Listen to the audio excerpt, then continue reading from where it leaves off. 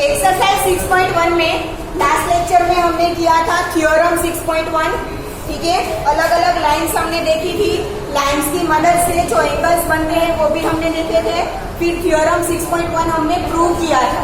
ठीक है, उसके बाद एक्सरसाइज 6.1 में हमने क्वेश्चन नंबर 1 किया था। आज हम स्टार्ट करते हैं क्वेश्चन नंबर 2 से। In figure line X Y and M N intersect at point O. देखो, ये सारे क्वेश्चन में फिगर ड्रॉ करना कंपलसरी है। अगर क्वेश्चन में फिगर दे रखी है तो उसी में से बनाओ, अदरवाइज आपको क्वेश्चन में जो भी डेटा दिया है उसके ऊपर से आपको खुद से फिगर बनानी पड़ेगी। क्लियर? फिगर बनाना जरूरी है। पॉइंट एक्स वाई पेंसिल से फिगर बनाने की ना। हाँ, पेंसिल से, हाँ पेंसिल और स्केल का, हाथ से पेंसिल से मत बना देना, पेंसिल और स्केल का यूज करके ही फिगर बनानी है। Line X Y and M N intersect at point ओ।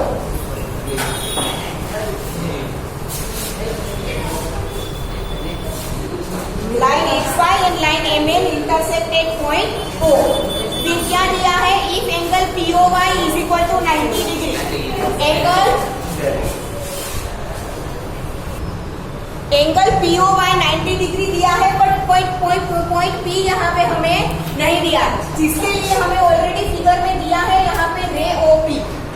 ठीक है, और ये बन रहा है एंगल पी ओ वाई, जिसकी वैल्यू हमें क्या दी है, मेजरमेंट क्या दिया है, 90 डिग्री। फिर और एक कंडीशन दी है, A is to B is equal to 2:3। Then find C. ये है एंगल ए, ये है बी और ये पूरा है सी। हमें ए बी का रेशियो दिया है 2:3। ठीक है, और सी हमें फाइंड करना है।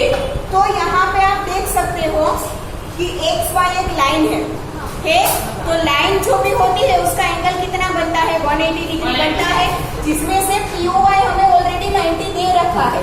तो ए और बी का सम कितना होगा, 90 ही होगा ना। 45 नहीं 45 दोनों आधा आधा है, वो हमें नहीं पता, जिसके लिए हमें रेशियो दिया है 2:3। ठीक है, ए और बी इक्वल है वो हमें नहीं पता।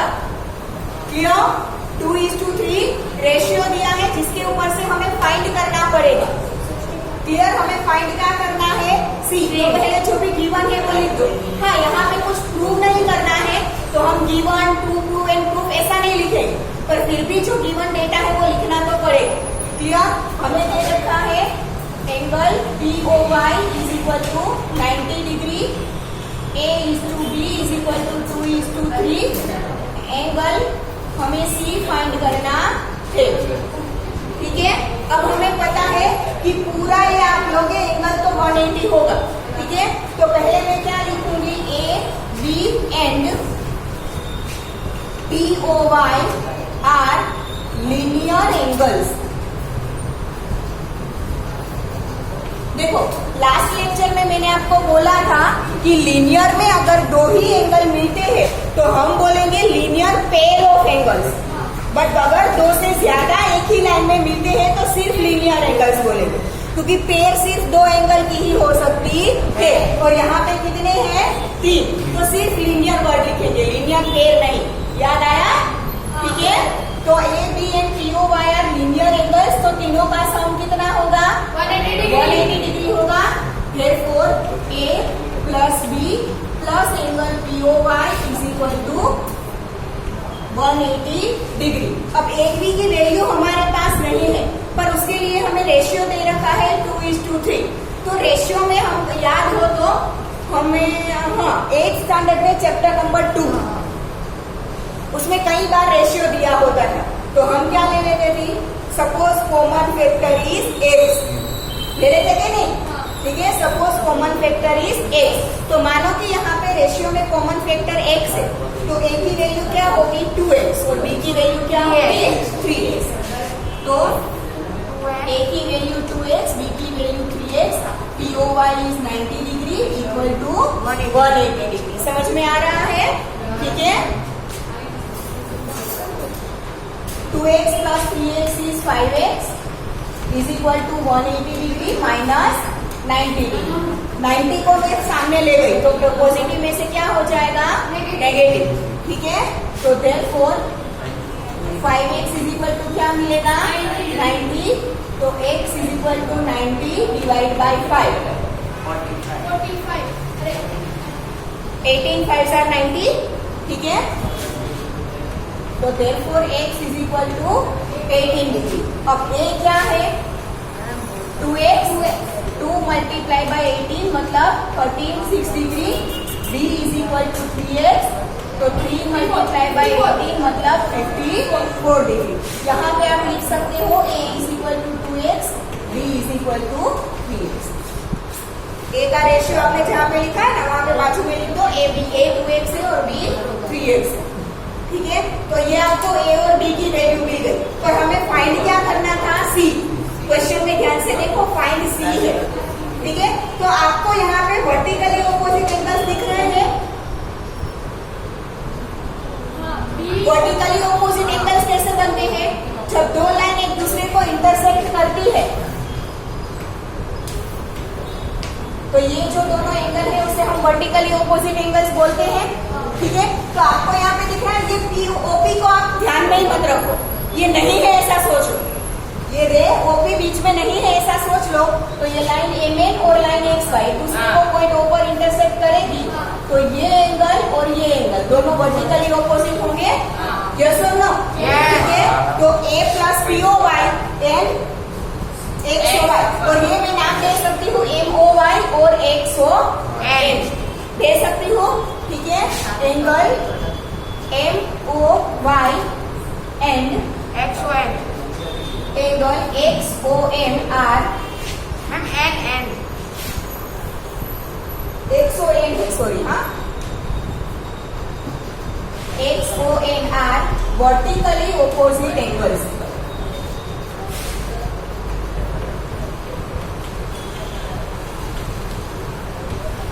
इसका मतलब क्या हुआ, दोनों इक्वल होंगे। वर्टिकली ऑपोजिट एंगल्स की प्रॉपर्टी में हमने देखा था, वो दोनों ऑलवेज क्या होते हैं, equal. Therefore angle XON is equal to angle MOY। अब फिगर के ऊपर से दिख रहा है XON क्या है, C है, XON क्या है, C।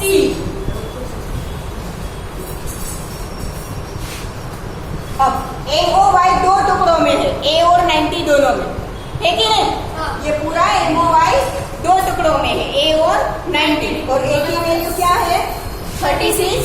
तो यहाँ पे मैं पहले लिखूंगी A प्लस 90, तो C is equal to 36 plus 90 126, जो हमें फाइंड करना था। आया समझ में, ठीक है। पहले आप देख के ही फिगर बता सकते हो कि दोनों वर्टिकली ऑपोजिट है, पर उसके लिए पहले आपके पास A की वैल्यू होनी चाहिए, ठीक है। तो ये आगे का सारा कैलकुलेशन हमने A की वैल्यू फाइंड करने के लिए किया, जिससे हमें C मिल सके, ठीक है।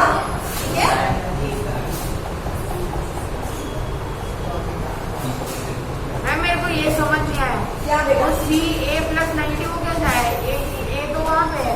अरे बेटा पूरा MOY अच्छा, A प्लस 90 होगा ना,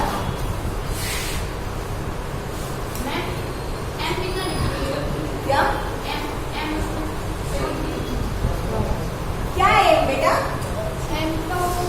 बेटा ऐसे एंगल मेजर करने की जरूरत नहीं है, सिर्फ स्केल पेंसिल से ऐसे दिखनी चाहिए फिगर।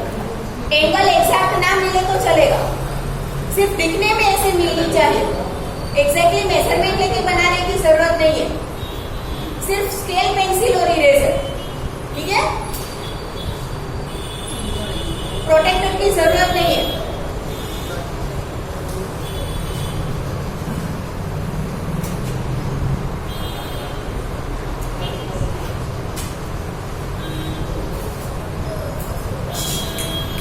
लिखने में जल्दी, हाँ, टाइम वेस्ट नहीं होना चाहिए। कोई महीना ही बचा है ना।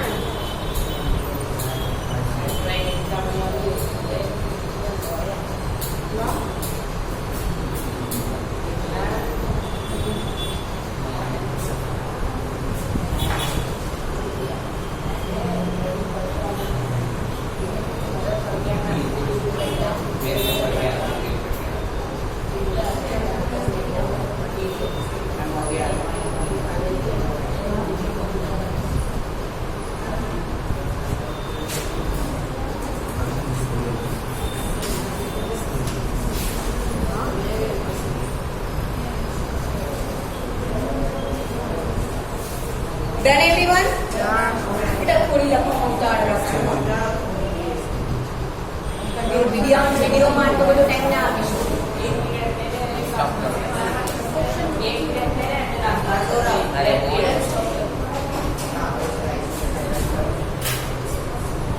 एक સાથે બે પીરિયડ હોય તો ખૂબ બધા ક્વેશ્ચન मैम 6 का के बाजूમાં પહેલા બે પીરિયડ એક સાથે હોય ને તો બધા डन एवरीवन ये क्वेश्चन में रफ कर दे रही हूँ ठीक है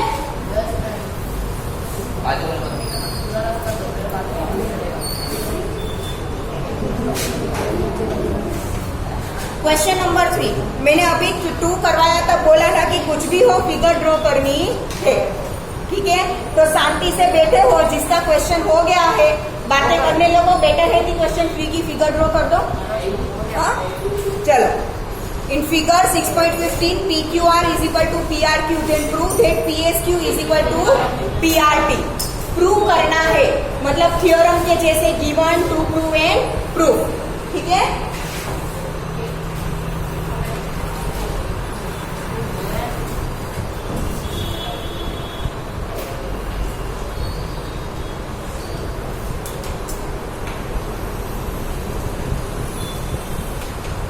हमें देखा है दिया है तो यहाँ पे देखो धेट प्रूव धेट बोला है तो 3 पार्ट में क्वेश्चन लिखेंगे answer given to prove and prove तो गिवन क्या है angle PQR and PRQ angle PQR is equal to angle PRQ फिर टू प्रूव क्या करना है angle PQS is equal to angle PRT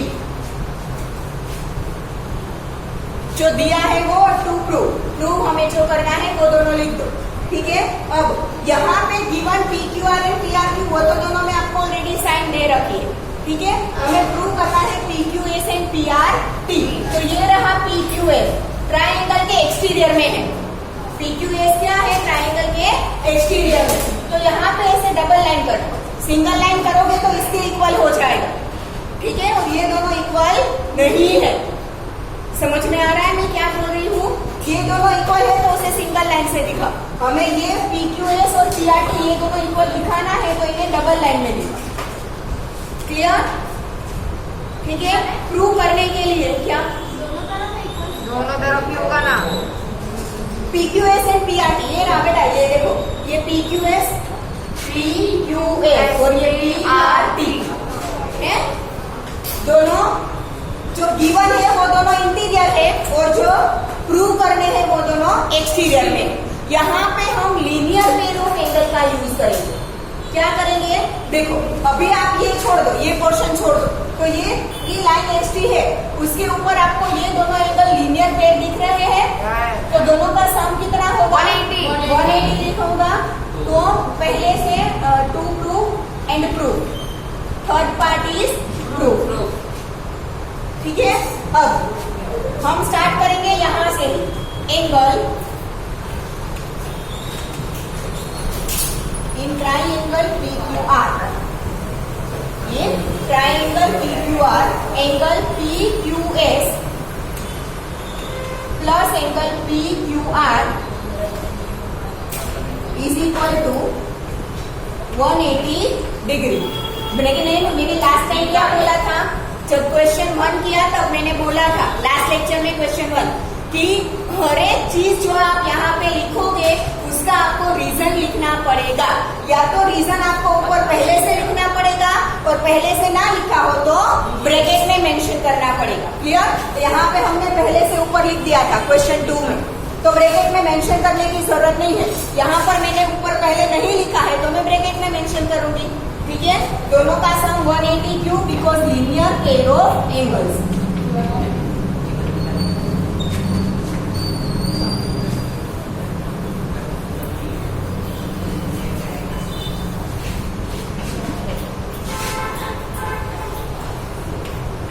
clear अब इसे दे दो इक्वेशन नंबर 1 क्या करोगे इसे इक्वेशन नंबर 1 ठीक है अब दूसरा ये साइड ले लेती हूँ angle PRQ and angle PRT are also linear angles दिख रहा है ये angle P R Q and angle P R T. आपने PQR plus PQR कैसे sorry P Q R and P N Q S, sorry हाँ P Q R and P Q S, sorry यहाँ पे P R Q and P R T. Angle P R Q plus angle P R T is equal to 180 degree. Equation number 2, इसमें भी angle reason क्या आएगा, union pair of angles. Clear. अब हमने chapter number 5 में देखा था thing equals two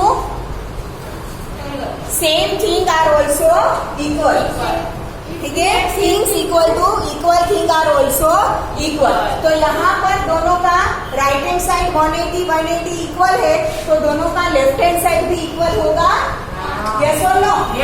equation 1 and 2 में दोनों में राइट हैंड साइड 180 इक्वल है, तो दोनों इक्वेशन की लेफ्ट हैंड साइड भी क्या होगी, इक्वल, ठीक है। तो from equation 1 and 2 angle PQR plus angle PQS is equal to angle PRQ plus angle PRT। Equation 1 की लेफ्ट हैंड साइड और इक्वेशन 2 की लेफ्ट हैंड साइड दोनों क्या हो गई, इक्वल, ठीक है।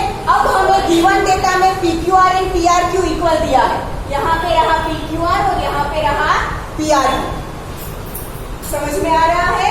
गिवन डेटा हमारे पास है PQR एंड PRQ, तो दोनों इक्वल है तो मैं PRQ की जगह पे PQR लिख सकती हूँ, क्योंकि दोनों इक्वल है जो हमें ऑलरेडी गिवन है, ठीक है।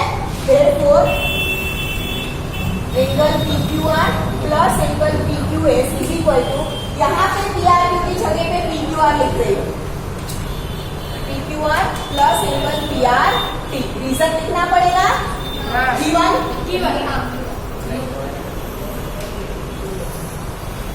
मैंने PRQ की जगह पे PQR क्यों लिखा है, क्योंकि दोनों इक्वल है और वो गिवन है।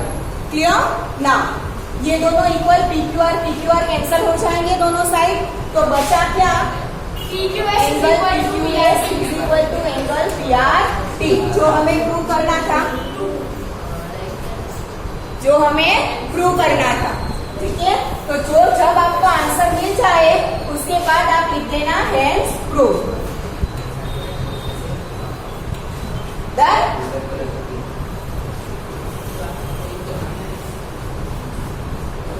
थिंकिंग मार्क्स का आंसर होता है ना, हमारे पॉइंट साइड ऊपर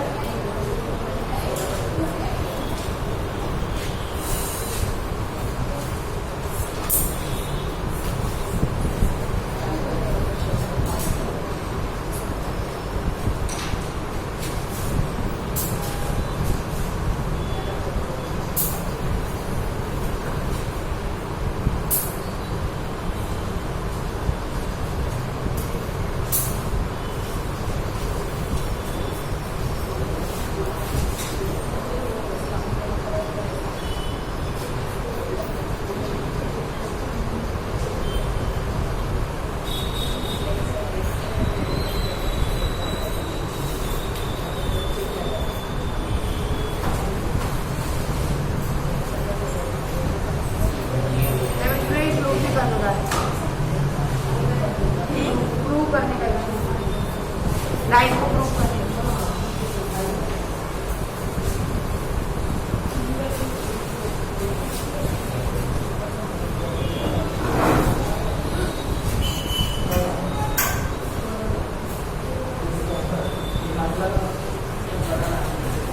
ये क्वेश्चन रब कर दूं, हो गया सबका।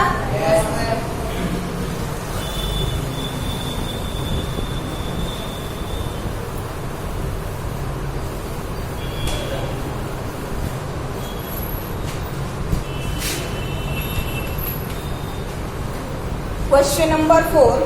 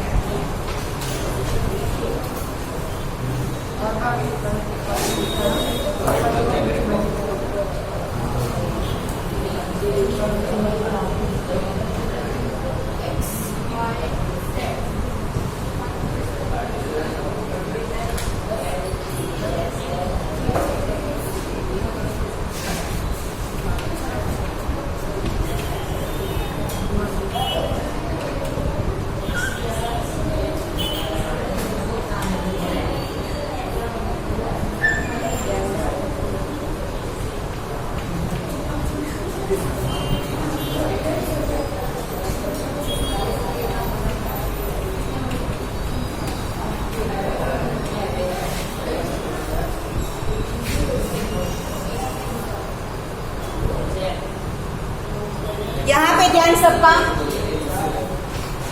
चलो, फिगर में हमें 4 एंगल दिए हैं X Y Z and W, ठीक है। हमें उसके लिए कंडीशन क्या दी है कि x plus Y is equal to W plus Z. हमें प्रूव करना है कि AOB एक लाइन है, ये AOB। हाँ, फिगर में से देख के तो लग ही रहा है कि AOB एक लाइन है, पर हम डायरेक्टली नहीं लिख सकते कि फिगर में दिख रहा है तो AOB लाइन है, ठीक है। हमें जो भी कंडीशन गिवन है उसका यूज कर हमें प्रूव करना है कि ये AOB एक लाइन फॉर्म कर रहा है, ठीक है। तो पहले फिगर में से आपको इतना तो दिख रहा है कि X Y Z W O point के अराउंड ही चारों है। दैट मीन्स किसी एक पॉइंट के अराउंड जितने भी एंगल बनेंगे उन सबका सम कितना होगा? 180, 360। राउंड बना है ना, पूरा सर्कल बना रहा है। हाँ, किसी एक पॉइंट को रख कर उसके सर्कल में जितने भी एंगल्स बनेंगे उन सबका सम क्या होगा? 360 डिग्री होगा, ठीक है। प्रूव।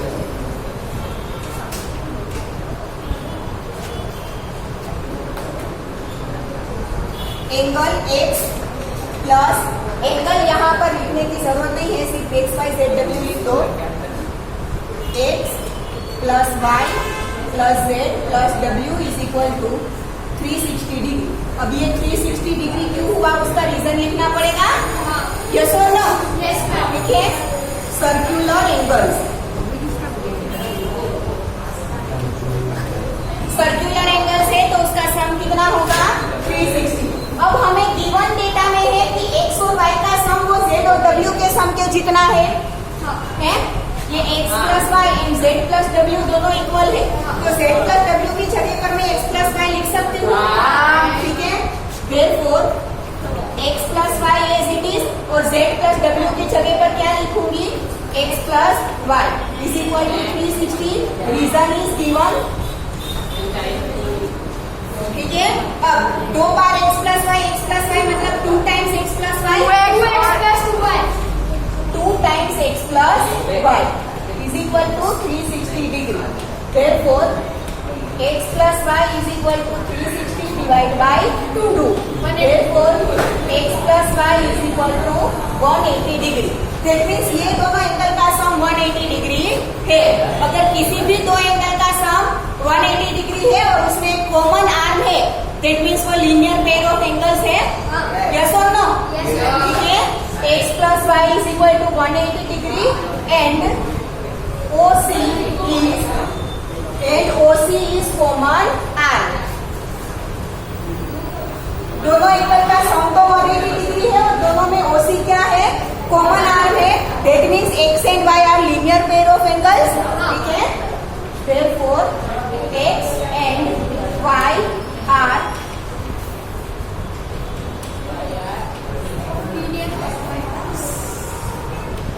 देखो, आप सिर्फ 180 डिग्री करोगे तो नहीं चलेगा, कॉमन आर्म दिखाना है, क्योंकि 180 डिग्री सम सप्लीमेंट्री एंगल्स का भी होता है और सप्लीमेंट्री लीनियर पेयर हो वैसा जरूरी नहीं है। दो अलग अलग एंगल दिए हो उसका सम 180 हो सकता है, तो यहाँ पे सम 180 है तो कॉमन आर्म दिखाओगे तब भी आप बोल सकते हो कि ये लीनियर पेयर ऑफ एंगल्स है।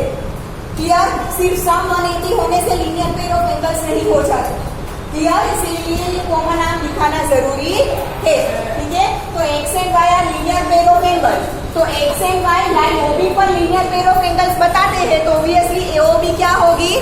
लाइन होगी, ठीक है। Therefore AOB is a line।